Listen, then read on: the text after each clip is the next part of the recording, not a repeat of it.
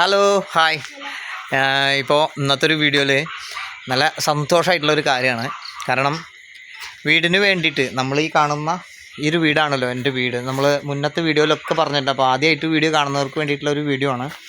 ഈ കാണുന്ന ഈ ഒരു കൊച്ചു വീട് എൻ്റെ ഒരു വലിയൊരു സ്വർഗ്ഗമായിട്ടുള്ളൊരു വീടാണ്. കാരണം അത്രമാത്രം ആഗ്രഹിച്ച് ഇവിടെ സന്തോഷമായിട്ട് ഒറ്റയ്ക്ക് പടുത്തുയർത്ത ഒരു വീടാണ്.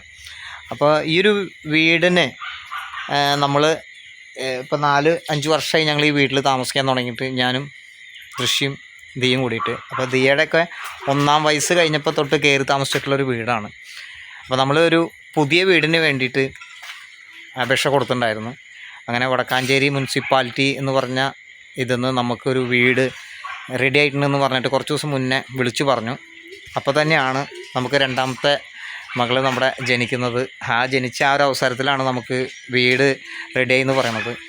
അപ്പോൾ അത് മകളുടെ ഒരു ഭാഗ്യം, ദിയകുട്ടിയുടെ ഒരു ഭാഗ്യമൊക്കെ ആയിട്ടാണ് ഞങ്ങളതിനെ കണ്ടിരിക്കുന്നത്.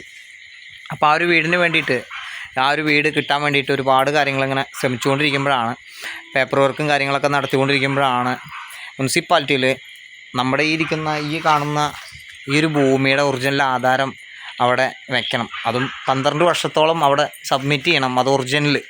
അപ്പം അങ്ങനെ വന്നിട്ടുള്ള ഒരു പുതിയൊരു നിയമം വന്നതുകൊണ്ട് തന്നെ നമ്മുടെ കയ്യിൽ ആ ഒറിജിനൽ ആധാരം എൻ്റെ കൈവശം ഉണ്ടായിരുന്നില്ല എന്നുള്ളതാണ്. കാരണം എൻ്റെ അമ്മയുടെ അച്ഛൻ മരിക്കുമ്പോൾ തന്നെ ഈ കാണുന്ന ഈ ഒരു ഭൂമി ഞാൻ രജിസ്റ്റർ ചെയ്ത് എൻ്റെ പേരിലേക്ക് മാറ്റിയപ്പോൾ കുറച്ച് സ്ഥലം കൂടി, അതായത് എൻ്റെ അമ്മയ്ക്ക് കിട്ടിയൊരു സ്ഥലമാണത്. അപ്പോൾ നമ്മൾ കുറച്ച് സ്ഥലം കൂടി, ഒരു വല്യമ്മയുടെ സ്ഥലം നമ്മൾ മേടിക്കണ്ടായി. അപ്പോൾ മൊത്തത്തിൽ ഞാൻ ഒരുമിച്ച് രജിസ്റ്റർ ചെയ്തെടുത്തു. ആ വല്യമ്മയുടെ കാശ് കൊടുക്കാൻ വേണ്ടിയിട്ടാണ് ഞാൻ ഈ ആധാരം വേറൊരു പ്രൈവറ്റ് കുറി കമ്പനിയിൽ കൊണ്ടുവച്ചിട്ടുണ്ടായിരുന്നത്. അപ്പോൾ ആധാരമാണ് അവിടെ ഈട് വെച്ചിട്ടുണ്ടായിരുന്നത്. അങ്ങനെയാണ് ആ വല്യമ്മയുടെ മക്കൾക്ക് ആ ഭൂമിയുടെ പൈസ ഞാൻ കൊടുക്കേണ്ടായത്. പിന്നീട് ഇപ്പോൾ പെട്ടെന്ന് തന്നെ വീടിന് നമുക്ക് ശരിയായിപ്പോൾ ഒറിജിനൽ ആധാരം വേണം പറഞ്ഞപ്പോൾ ഞാൻ വല്ലാതെ കൺഫ്യൂഷനായി. കാരണം ഞാൻ അവിടുത്തെ മാഡത്തിൻ്റെ അടുത്ത് പല കാര്യങ്ങളും പറഞ്ഞു വയ്ക്കലും കൂടിയിട്ട് മാഡം ഒരു വിട്ടുവീഴ്ച ഉണ്ടായിരുന്നില്ല. കാരണം അവരുടെ നിയമം അങ്ങനെയാണെന്ന് പറഞ്ഞു. ഒറിജിനൽ ആധാരം കിട്ടിയേ പറ്റൂ രാകേഷ് എന്ന് പറഞ്ഞപ്പോൾ ഞാൻ ശ്രമിക്കാം എന്നുള്ള ഒരു ഇതിൽ തന്നെയാണ് നമ്മൾ അവിടെ നിന്ന് അന്ന് ഇറങ്ങി വന്നത്. അപ്പോൾ ഇന്ന് വരെയും നമ്മൾ വീടിനെ കുറിച്ചിട്ടുള്ള വീഡിയോകൾ ഒരുപാട് ചെയ്തിട്ടുണ്ട്.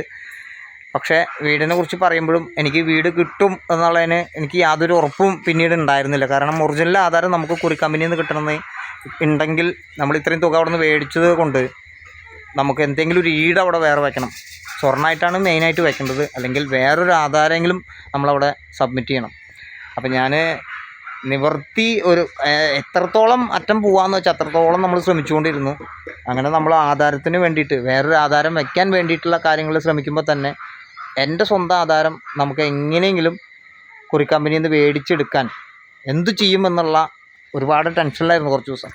അങ്ങനെ ഞാൻ കുറി കമ്പനിയിൽ അവസാനമായിട്ട് ഞാൻ എൻ്റെ ആധാരം തന്നെ എടുക്കാൻ വേണ്ടിയിട്ട് ഞാൻ അവിടുത്തെ നമുക്ക് ഹെൽപ്പ് ചെയ്തിട്ടുള്ള നമ്മുടെ സുഹൃത്തായിട്ട് ഒരുപാട് സംസാരിച്ച് എന്നിൽ നിന്നും ചെക്ക് ലീഫും പിന്നെ എഗ്രിമെൻറ്റും പിന്നെ ഒറിജിനൽ ആധാരത്തിൻ്റെ അറ്റസ്റ്റ് ചെയ്യിച്ച നോട്ടറി ചെയ്യിപ്പിച്ച വക്കീലിനെ വെച്ചിട്ട് നോട്ടറി ചെയ്യിച്ച് സീൽ ചെയ്യിപ്പിച്ച ആധാരം അവിടെ സബ്മിറ്റ് ചെയ്തിട്ട് ചെക്ക് ലീഫിൽ എൻ്റെ ഫുള്ള് ബാധ്യതകൾ ഞാൻ ഏറ്റെടുത്തു എന്ന് പറഞ്ഞ് എഴുതി കൊടുത്തിട്ടാണ് അങ്ങനെ ഒരു മീറ്റിംഗ് അവരവിടെ പാസ്സാക്കി. ആ പാസ്സാക്കിയതിൽ എനിക്ക് ആധാരം കൈ കിട്ടി. എൻ്റെ ഒറിജിനൽ ആധാരം എൻ്റെ കയ്യിൽ കിട്ടി. അപ്പോൾ അങ്ങനെ ഞാൻ ഈ ഒറിജിനൽ ആധാരം കൊണ്ട് മുനിസിപ്പാലിറ്റിയിൽ പോയപ്പോൾ അവർ അവിടെ നിന്ന് കുറച്ചും കൂടി പേപ്പറുകൾ വേണമെന്ന് പറഞ്ഞ് അങ്ങനെ എഴുതി തന്നു. അങ്ങനത്തെ ഒരു ഇതെല്ലാ കാര്യങ്ങളും അവർ പറഞ്ഞിട്ടുള്ള അവരുടെ പ്രൊസീജിയറിലുള്ള എല്ലാ സാധനങ്ങളും ഞാൻ ഇന്നാണ് ഇപ്പോൾ വില്ലേജിൽ നിന്ന് എനിക്ക് കാസ്റ്റ് സർട്ടിഫിക്കറ്റും വരുമാന സർട്ടിഫിക്കറ്റും പാസ്സായത്. അതടക്കം ഞാൻ ഇന്നൊരു 3:30-4 മണിയോട് കൂടിയിട്ട് മുനിസിപ്പാലിറ്റിയിൽ പോയിട്ട് എല്ലാ പേപ്പറുകളും നമ്മൾ സബ്മിറ്റ് ചെയ്തു. അവസാനം നമ്മുടെ അപേക്ഷ വരെ നമ്മളവിടെ സമർപ്പിച്ചു, എല്ലാ കാര്യങ്ങളും കൊടുത്തു. ഇനി അവരുടെ ഇതാണ്, മുനിസിപ്പാലിറ്റിയിൽ നിന്ന് വരുന്ന കാര്യങ്ങളാണ്. എത്ര ദിവസത്തിൻ്റെ ഉള്ളിലാവും നമുക്ക് വീട് പാസ്സാവുക, ഇനി എന്തെങ്കിലും കാരണവശാൽ നമുക്ക് എന്തെങ്കിലും പ്രശ്നങ്ങളുണ്ടോ എന്നുള്ളതൊക്കെ അവർ അറിയിക്കും. ഒപ്പം തന്നെ നമുക്ക് അപ്പോൾ ഒരു വീട് പാസ്സായി എന്നുള്ള ഒരു സന്തോഷത്തിലാണ് ഇപ്പോൾ നമ്മൾ ചെയ്യാനുള്ള എല്ലാ കാര്യങ്ങളും ചെയ്തു കഴിഞ്ഞു. ഇനി സപ്പോസ് എന്തെങ്കിലും എന്താണെന്ന് നമുക്ക് പറയാൻ കഴിയില്ല, എങ്കിലും കൂടിയിട്ട് ഇപ്പോൾ നമുക്ക് പ്രതീക്ഷിക്കാവുന്ന ഒരു വകുപ്പായി. അപ്പോൾ നമ്മുടെ ഫാമിലി ദിയ, നമ്മുടെ ദൃശ്യ, പിന്നെ ഉണ്ണിവാവത അകത്തുണ്ട്. അപ്പോൾ ദിയയ്ക്ക് ദൃശ്യയ്ക്കും വേണ്ടിയിട്ട് കുറച്ച് ദിവസമായി അവർ പറയണം, ഇങ്ങനെ കുഴിമന്തി വേണം എന്ന് പറഞ്ഞു. അപ്പം ഞാൻ കുഴിമന്തി കഴിച്ചിട്ട് കുറേ വർഷം മുന്നേ കഴിച്ച ഒരു ഓർമ്മയിട്ടാണ്. അങ്ങനെ വരുന്ന വഴിക്ക് കുഴിമന്തി മേടിച്ചിട്ടുണ്ട്. ഇത് ഇവർക്കൊരു സമ്മാനമായിട്ട് നമുക്ക് വീട് ഏകദേശം പാസ്സായി എന്നുള്ള ഒരു അഭിപ്രായത്തിൽ നിൽക്കുന്നത് കൊണ്ട് തന്നെ ഞങ്ങൾ ഇനിയും പ്രാർത്ഥിച്ചു കൊണ്ടിരിക്കുകയാണ് ഞങ്ങൾക്ക് എത്രയും പെട്ടെന്ന് ഒരു വീട് കിട്ടട്ടെ എന്നുള്ളത്. സന്തോഷമായില്ലേ? ഹാപ്പി. വീടിന്റെ കാര്യം ശരിയായി. ഓക്കെ, അച്ഛൻ്റെ കുട്ടിക്ക് സന്തോഷമായില്ലേ? ഹാപ്പി ആയില്ലേ? ഓക്കെ. അപ്പം എന്തായാലും നല്ല ഗംഭീര മഴയാണ്. അപ്പം നമ്മുടെ കച്ചവടത്തിൻ്റെ കാര്യം കൂടിയും പറയാം. കുറച്ച് ദിവസമായിട്ട് ഈ പറയുന്ന കാര്യങ്ങൾക്ക് വേണ്ടി നടക്കുകയായിരുന്നു.